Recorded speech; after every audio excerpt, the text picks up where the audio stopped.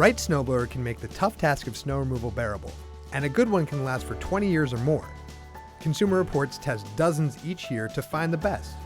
Here's everything you need to know to find the right machine. Looking for something specific? Click on a chapter to skip ahead. Let's get to know the snowblower. With some basic mechanical knowledge, you'll be able to make a better decision at the store. The auger is the corkscrew-looking part that sucks up all the snow. In single-stage snowblowers, the auger does all the work, taking in the snow, then channeling it to the discharge chute. That's what shoots, blows, and throws snow out of the way. In dual-stage blowers, the auger still pulls in the snow, but gets a helping hand from this part, the impeller. The impeller helps push snow through to the discharge chute. The added help from the impeller gives you more power and efficiency when clearing, and is better for heavier jobs. You can choose between a gas engine or an electric motor model that works off a battery or a power cord. We'll help you decide which is best for you in the following sections. Choosing the right blower comes down to three main factors: how much snow you get, how big is the area you need to clear, and what's your terrain like. More snow means you'll want a blower with a larger auger. This is referred to as clearing width. Small augers are best for light snowfall under 4 inches. Medium-sized augers can handle more, but are best with 4 to 8 inches. The augers with the largest clearing width help tackle up to 24 inches and are best if you have more than 6 inches of snow on a consistent basis. If you're only clearing a patio, walkway, or deck, a smaller blower should suffice. But when it comes to driveways, Consumer Reports recommends a dual-stage blower because they offer the most power and efficiency. We'll explain the differences when we get to the section on snowblower types. If you've got hills, slopes, or gravel, there are certain types of blowers that will handle those obstacles better. Consumer Reports says you should use only single-stage blowers with plastic scrapers on decks or porches to prevent surface damage. You should also think about plow piles. That's the big mound of snow left by the plow at the end of your driveway. You'll want a blower that can cut through those without stalling. Once you've given those factors some thought, it's time to look at the different types of snowblowers out there to see which fits your needs. First up, corded electric. While that may sound convenient, just plug in and go, the cord can limit your clearing distance and make handling tricky and dangerous if you run over the cord. Consumer Reports says it's actually easier to shovel. Also, if your power's out, so is your blower. Battery powered. With no cord or gas engine, they're light, easy to handle, and quiet. They're best for decks, porches, and walkways with 4 inches of snow or less. No powered wheels on these guys, so you'll do all the work propelling the machine forward.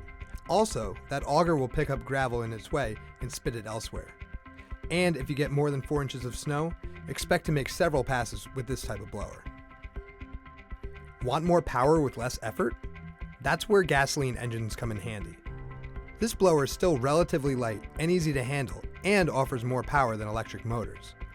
Again, this is a good choice for sidewalks, porches, decks, and perhaps a small driveway.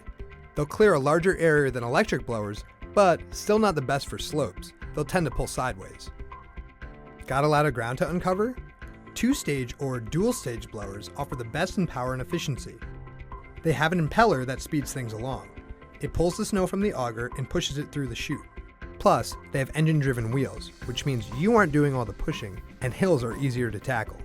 Dual-stage blowers also have skid shoes, which act as a buffer between the bottom of the snowblower and the surface you're clearing. You can set the skid shoes higher so the auger doesn't touch the ground, making these the only blowers that can handle gravel. They're also best for dealing with the dreaded plow pile at the end of your driveway. A few brands offer a category of snowblowers they promote as 3-stage models, featuring an added accelerator or impeller. Consumer Reports testing has found this design can enhance performance, particularly when it comes to blowing through plow piles. Wondering which brand to buy? We test a wide selection of snowblowers year-round. To find our complete list of ratings, go to consumerreports.org/snowblowers. Snowblowers come with a lot of bonus features now to make the job easier and more comfortable. Here are some to look for when shopping. An electric start. Instead of pulling on the starter cord to start the engine, you can plug in your blower to an outlet and start it that way. A clearing tool, so you can safely clean out the chute. Never use your hand. Multiple speeds. Most dual blowers come with several speeds to prevent clogs when you're plowing through heavy snow. Single stage models have just one speed. Want to up your convenience factor? Think about controls. You'll be adjusting the chute often, so you want to make sure the control is comfortable for you. With the manual chute control, you stop the machine and adjust the chute yourself. Check this out in the store to see if the height works for you. However, some models come with controls you can use from the driver's seat, such as a long handle on single-stage models or a joystick on dual-stage blowers. Some dual-stage snowblowers come with an operator controller that allows you to steer the wheels and auger with one hand and the chute with the other. Dual-stage models up the ante when it comes to extra features and convenience. For example, some come with heated hand grips and headlights, but the most important feature when it comes to dual-stage blowers is easy turn capability. Easy turn capability allows the outer wheel to turn faster than the inside wheel, so your blower turns easier. Most commonly, it's a set of triggers you squeeze near the handle in the direction you want to turn. A snowblower won't do you any good if it won't start. Our experts have a few critical maintenance tips to make sure yours cranks right up and keeps clearing snow. Bad gas is one of the most likely culprits if your snowblower is dead. Add a stabilizer to your gasoline as soon as you get it. That way, it won't go bad while sitting in the tank through the off-season. Better still, empty the tank before you store it for the summer. Make sure your engine oil is topped off.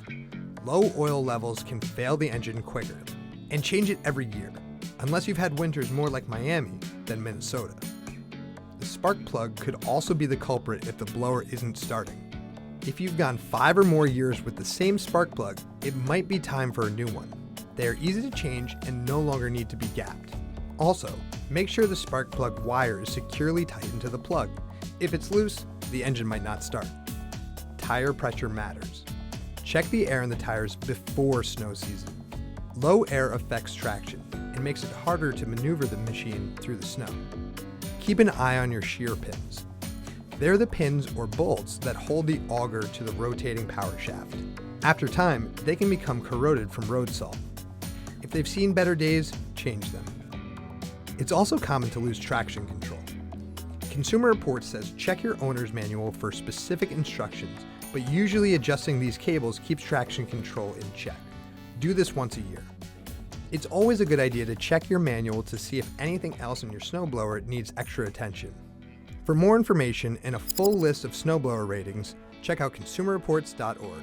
We purchase all products we test, are a nonprofit, and accept no advertising. Thanks for your support.